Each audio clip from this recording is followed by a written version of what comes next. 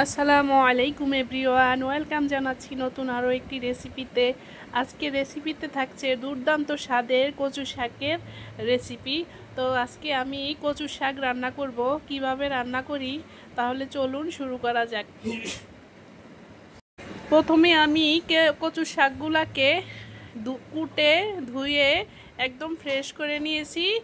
আর কচু শাকের কিন্তু আমি যেটা যে ছাল বলে বা চামড়া বলে এটাকে আমি ফেলি না, এইভাবে করে টুকরো টুকরো করে কেটে ধুয়ে নিয়েছি। আর কাঁচামরিচ, পেঁয়াজ, সব কিছু, রসুন একসঙ্গে কুটে নিয়েছি, কেটে নিয়েছি, বা যেটাই বলুন না কেন। তো এখানে আমি প্রথমে কড়াইতে কচু শাক দিয়ে চুলাটা অন করে দিয়েছি। এখানে দিয়ে দিচ্ছি রসুন, পেঁয়াজ কুচি, বেশি করে কাঁচামরিচ দিয়ে দিচ্ছি। তো এভাবে করে আমি কচু শাকটা রান্না করব।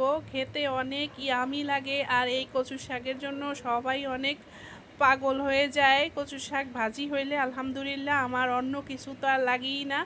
তো এখানে আমি একটা ঢাকনা দিয়ে দিব, স্বাদ মতো লবণ দিয়ে, হলুদ দিয়ে, তারপরে একটা ঢাকনা দিয়ে দিব।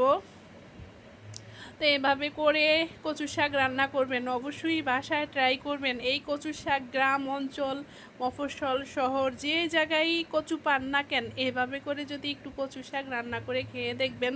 যদি ভালো লাগে অবশ্যই কমেন্টে জানাবেন, ভালো না লাগলেও কমেন্টে জানাবেন।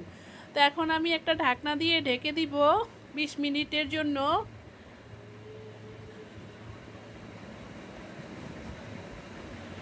ঢাকনা দিয়ে 20 মিনিট পরে আমি ফিরে আসব। অন্য চুলায় আবার আমি ভাত বসিয়ে দিয়েছি, ভাতটা একটু দেখে নিলাম। তো 20 মিনিট পরে চলে এসেছি চুলায় আবারও। দেখুন কচু শাকটা একদম কমে মজে একদম একটুখানি হয়ে গিয়েছে। তো দেখতেই পেয়েছেন আমি এক কড়াই কচু শাক দিয়েছিলাম, সে জায়গায় আমার এই অল্প একটু কচু শাক হয়েছে। একদম আপনারা হয়তো ভাবতে পারেন, হায় হায় কচুর শাক না ছিলে কিভাবে রান্না করে। তো এটা এইভাবে করে আমি সব সময়ই রান্না করি। এটা কখনো আমরা জানতাম না, তখন হয়তো কি কচুর শাক আধা সেদ্ধ হইতো আর আধা সেদ্ধ হইতো না। তো আমার বাসায় একটা হেল্পিং হ্যান্ড খালা ছিল, ওই খালার কাছ থেকে আমি এইভাবে করে কচু শাকটা কাটা শিখেছি। তো এখন দেখুন আমার কচু শাকটা কত সুন্দর কমে গিয়েছে, বা মজে গিয়েছে, বা সেদ্ধ হয়ে গিয়েছে। তো যে যেটাই বলুন না কেন, আমার কচু শাকটা একদম কমে গিয়েছে। তো আমি আবারও ঢাকনা দিয়ে দিয়েছি। তো এটাকে আমি অনেক সময় ধরে ভাজা ভাজা করব। তো ধোঁয়া উঠে অন্ধকার হয়ে গিয়েছিল, দেখতেই পেয়েছেন। তো আমি চুলার জালটা কমিয়ে কচুর শাকটাকে একটু খুন্তি দিয়ে থেতলে নিব, বা থেতো করে নিব, বা যেটাকে বলে ডাল ঘুটনি দিয়ে মানুষের যে ঘুটে, সেই ধরনের করে আমি এটাকে ঘুটে নিচ্ছি খুন্তি দিয়ে। তো এইভাবে করে কচু শাক রান্না করলে আর অন্য কিছুর প্রয়োজন পড়ে না। আমার ক্ষেত্রে, কার কার ক্ষেত্রে এটা হয় জানি না। আমি এভাবে করে ইলিশ মাছের মাথা দিয়েও রান্না করি, আবার হচ্ছে চিংড়ি মাছ দিয়েও রান্না করি, আবার শুটকি মাছ দিয়েও রান্না করি, আবার আরেকটা রেসিপি করি সেটার সাথে আমরা নারিকেল কোরানো দেই। তো আজকে আমি নারিকেল কোরানো দেইনি, এভাবে করে রান্না করে খাবো। তো কেমন লাগলো আমার রেসিপিটা অবশ্যই কমেন্টে জানাবেন। তো আমি এটাকে অনবরত এরকমের নাড়াচাড়া করে সুন্দর করে ভাজা ভাজা করে নিব। ভাজা ভাজা হয়ে গেলে আমি এটাকে বাগার দিয়ে দিব। তো কি দিয়ে বাগার দেই, বাগার দিয়ে আরও কিছুক্ষণ এটাকে আমি ভাজতে থাকবো। ভাজতে ভাজতে একদম পোড়া পোড়া করে ফেলবো।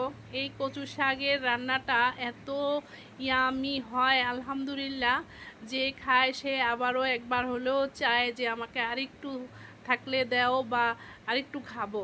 এই রকমের আলহামদুলিল্লাহ কচু শাকটা একদম দেখতেই পেয়েছেন কতটুকু হয়েছে, একদম পোড়া পোড়া করে ফেলেছি।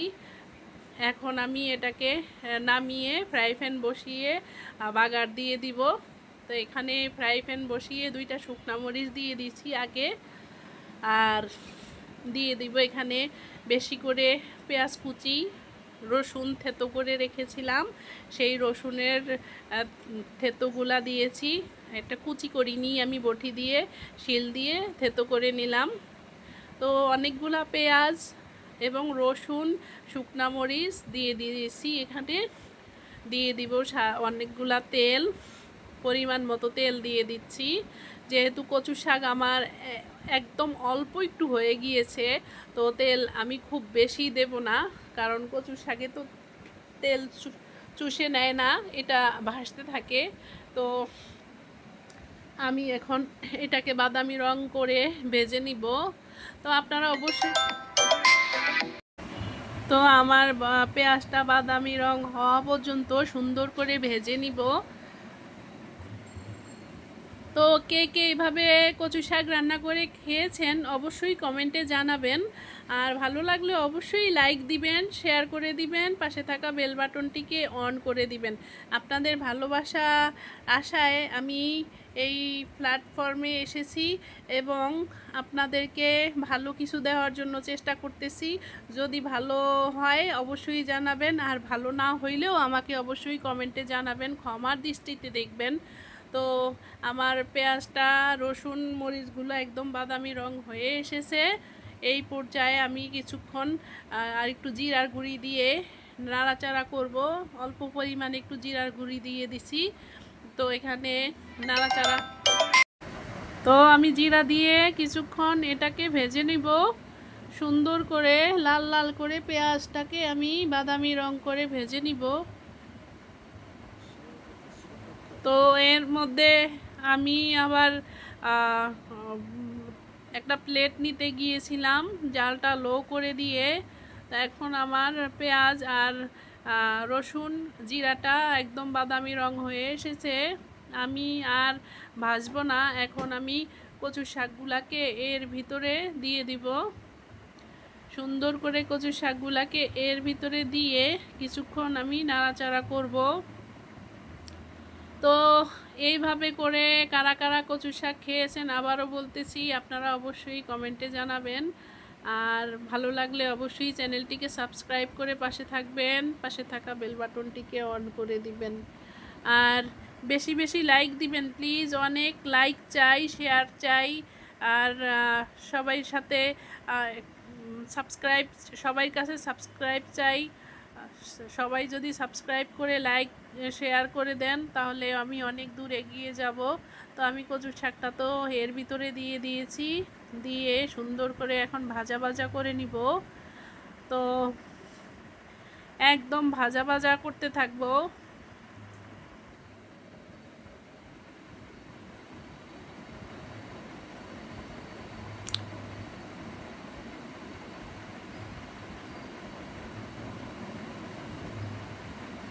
তো দেখতেই থাকেন, সাথে থাকেন।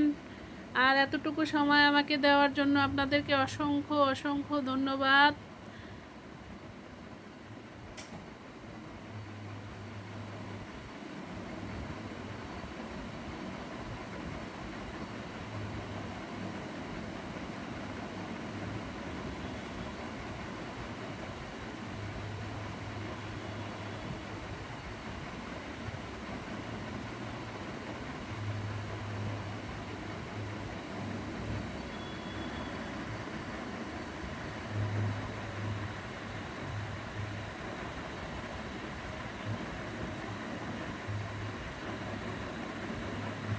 দেখেছেন কতটা ইয়ামি হয়েছে, লোভনীয় দেখতে।